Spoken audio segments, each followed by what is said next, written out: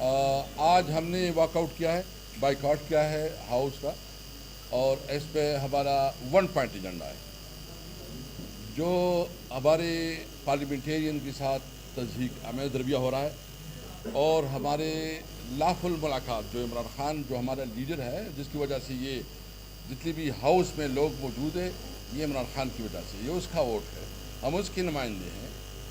ہم نے اگر اس کے ساتھ ملاقات نہیں ہو سکتی، اس کے ساتھ ملاقات نہیں کر سکتے، اور ہمیں اس طرح رسوا کیا جاتا ہے، تو یہ تو قانون کی کھلا خلاف ورزی ہے۔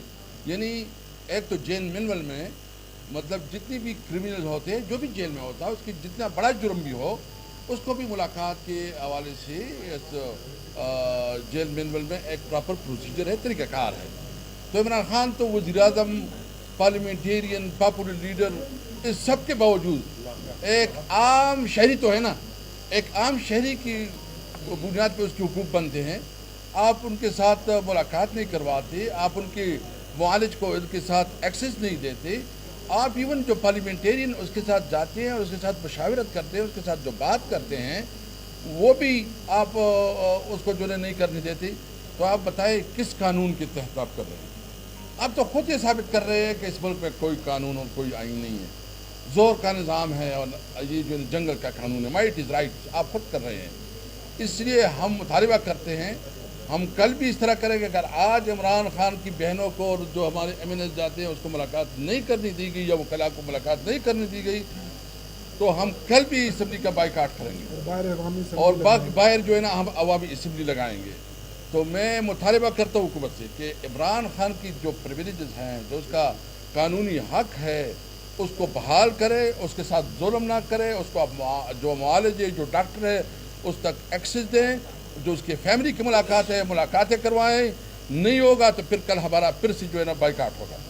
دوسری بات میں آج وضاحت کرنا چاہتا ہوں اپنے الائنس کی طرف سے بھی، اور تحریک انصاف کی طرف سے ابھی سیکرٹری جنرل سلمان اکرم راجہ نے فون کیا تھا، جو جشن آزادی کے حوالے سے ہمارا پروگرام ہے۔ ایک بات ہم بالکل واضح کرنا چاہتے ہیں کہ ہم پاکستانی ہیں، یہ ملک ہمارا ہے، ہم اس ملک کے سب سے بڑی سیاسی پارٹی ہیں۔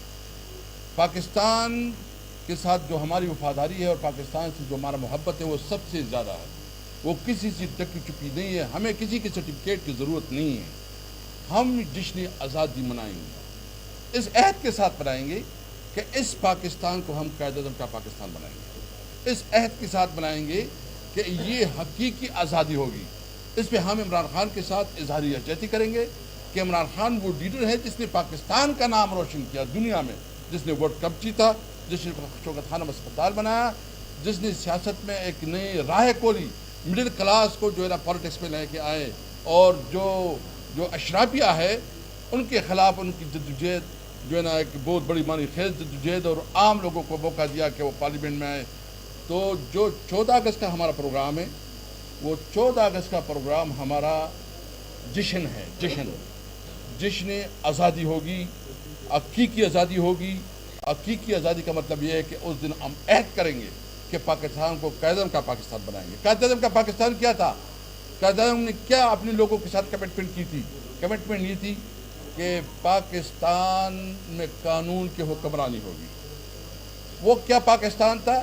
کہ ایکول اپرچونٹی ہوگی تمام شہریوں کو۔ وہ کیا پاکستان تھا؟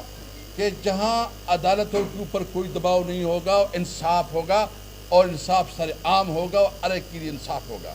وہ کیا پاکستان تھا؟ کہ سویلین سپریمیسی ہوگی، اور جو سویلین جو عوام جس کو منتخب کریں گے وہ پارلیمنٹ میں ہوگا۔ وہ کیا پاکستان ہوگا؟ جس پاکستان میں یہاں جس طرح اس وقت لوٹ کسوٹ ہے، بدامنی ہے، یہاں بے روزگاری ہے، یہاں مہنگائی ہے، یہاں لاقانونیت ہے، اس کے خلاف ہم حقیقی آزادی کے لیے جدوجہد کریں گے۔ میں پوری پاکستانی قوم سے مطالبہ کرتا ہوں، اور اپنی پارٹی سے بھی یہ بتانا چاہتا ہوں کہ اس دن تحریک انصاف کے جھنڈے کے ساتھ پاکستان کا جھنڈا ہر کے پاس ہوگا۔ ہم پاکستان کو عظیم تر دیکھنا چاہتے ہیں، اور عمران خان کا جو خواب ہے وہ قائد اعظم کا پاکستان ہے۔ تھینک یو جی، بسم اللہ۔ اسپیکر صاحب نے تو باتیں کر لی ہیں، اسد صاحب نے 2-3 ضروری باتیں ہیں آج کے دن کے حوالے سے۔ اللہم صلی علی محمد وعلی آل محمد۔ آج جناب عمران خان صاحب کی बेलें लगी हुई थी 9 मई की सुप्रीम कोर्ट में। मुझे तो मौका मिल सका जाने का, लेकिन आज शोमई किस्मत, पाकिस्तान की तारीख में शायद पहली बार नई काली तारीख लिखी जा रही है कि इंतहाई सीनियर तरीन एडवोकेट सुप्रीम कोर्ट सरदार लतीफ़ खोसा, जो साबिक गवर्नर पंजाब भी हैं, इन जैसी हस्ती को, जो बहुत से जजों के उस्ताद हैं, इनको नहीं इजाज़त मिली आज अंदर जाने की, जो बड़ी अजीब बात है। मैं मोहतरम चीफ जस्टिस सुप्रीम कोर्ट से इत्तदा करूँगा, क्योंकि सरदार खोसा अगर ख़ुद बात करेंगे तो बड़ी नामुनासिब लगेगी कि जो सीनियर एडवोकेट्स हैं, जो एडवोकेट्स हैं, ये ओपन जो है केसेस हैं। हम तो अडियाला को रो रहे थे, कि अडियाला में ओपन जो है, वो कहते हैं ओपन ट्रायल है। कैसा ओपन ट्रायल है?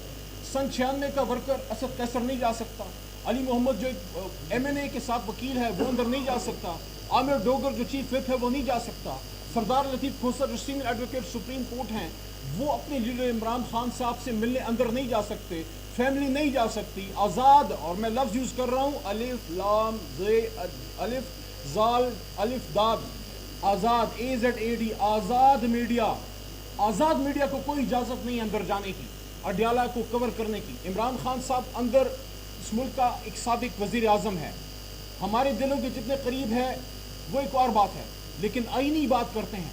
एक आम कैदी को भी हक होता है कि हफ्ते में एक बार फैमिली से बात कर सके, फ़ोन पे बात कर सके। इमरान खान साहब अपने बेटों से बात तक नहीं कर सकते, उन तक किताबों की रसाई मुमकिन नहीं। उनके हेल्थ पे इस वक्त सवालात उठ रहे हैं कि उनका वज़न गिर रहा है, इमरान खान साहब तक रसाई हमें दी जाए। तो हम तो अडियाला को रो रहे थे। आज सुप्रीम कोर्ट में भी ये एक चीज़ सामने आई जिस पे सरदार खोसा ने मीडिया में बात की।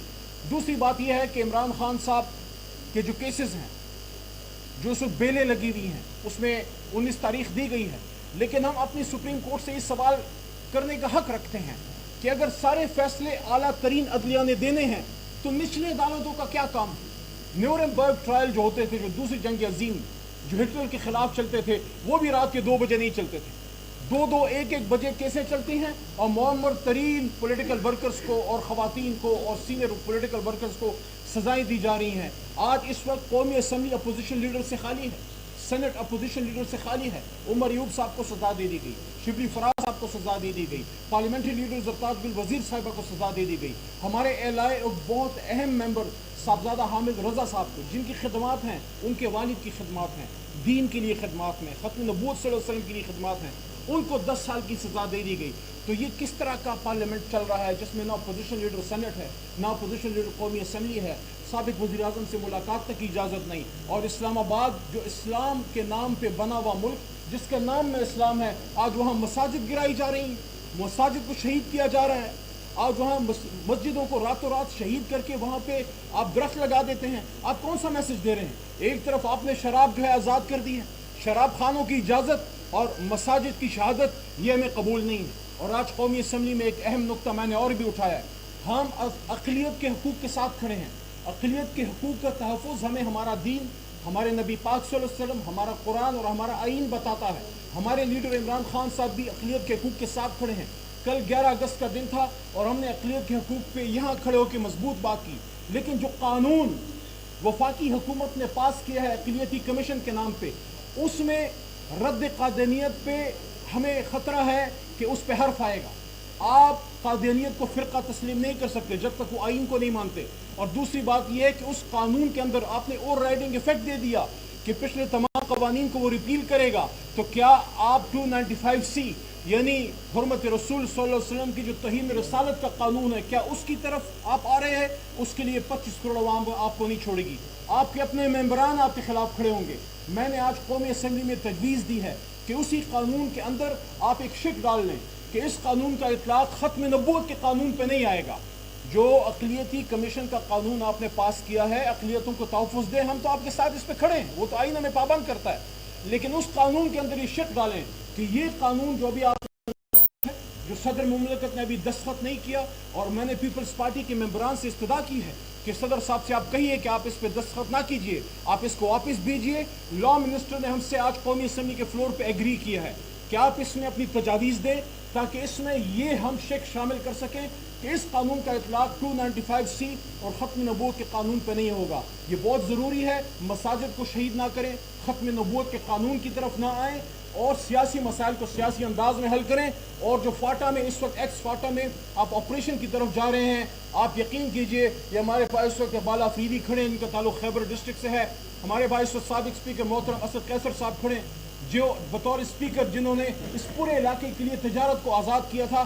ہم سب ترجمانی کر رہے ہیں ان لاکھوں پشتونوں کی جو کہہ رہے ہیں کہ ہمارے گھر مزید تباہ نہ ہونے دیں, ہماری خواتین کو بچوں کو بے گھر نہ ہونے دیں.